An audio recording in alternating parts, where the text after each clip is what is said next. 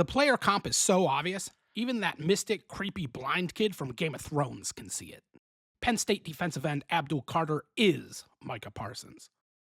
Same number, same school, same build, same supernatural athleticism, a malevolent witch's brew of speed and strength, same unnatural, physics defying dexterity to traverse turns without decelerating, even while absorbing desperate stabs, grabs, and holds from overwhelmed tackles. Same alignment versatility to exploit weak links along the offensive line on obvious passing downs. Heck, they even wear the same hideous helmet, the oversized and aesthetically revolting Axiom model from Riddell. Yes, Abdul is Micah Parsons, but only because Micah Parsons never was Abdul Carter in college. Let us explain.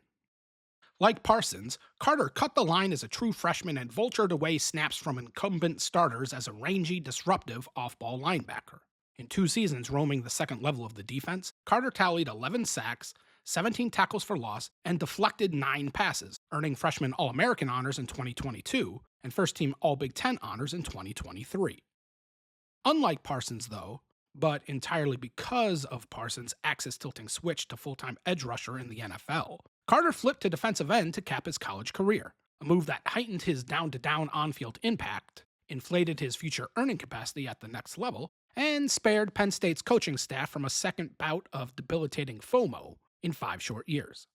Insomnia in Nike cleats for opposing offensive coordinators, Carter flashed as an every-down 4-3 bookend, equally adept as an early-down run defender and third-and-long pocket destroyer in 2024.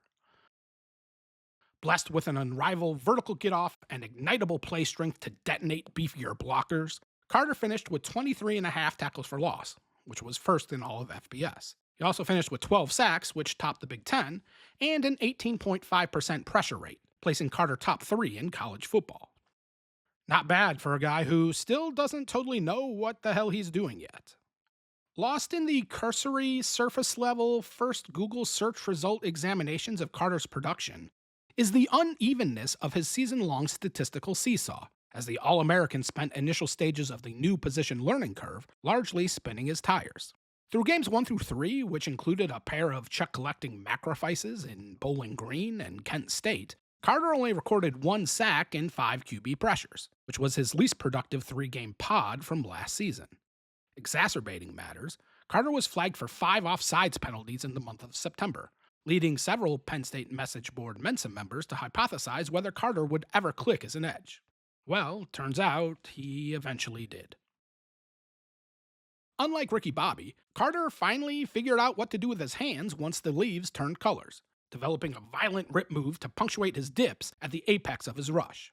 Around the same point of the season, Carter deployed a change of pace ghost move, delaying his upfield acceleration for 1 or 2 beats, before flooring it around the bend and catching a relaxed tackle off guard. By late November, Carter added this and one mixtape outside-inside crossover maneuver to his modest bag of tricks. But generally speaking, he's still in the promising apprentice stage as a pass rush technician, searching for better time/placed initial strikes, and a more refined plan of attack when converting speed to power. But not to worry. If anything, comforted by Carter's in-season exponential growth and development, we're guessing most NFL front offices view his rawness as a positive and not a negative, especially considering his relentless competitiveness. Apologies for the dusty Gen X reference, but Carter plays every down like he's got an Energizer battery lodged in his back. Going and just going. Whether it's fighting through a severe shoulder injury to hunt on a pivotal 3rd down in the national semifinals, or gobbling up a garbage time surrender screen on 3rd and 28 while up 4 touchdowns on Purdue. That foot-to-the-floor relentlessness carries over when Carter moonlights as a QB spy, a lagniappe asset for teams blessed with a surplus of situational pass-rushing specialists. And given his linebacker roots, Carter keeps his head above water most times as a zone dropper in coverage. Which, yes, we know is like hyping up the cup holder in a Lamborghini, but is nonetheless part of the total package that makes Carter one of the most sought-after, coveted, cost-controlled havoc creators the NFL draft has seen in several years.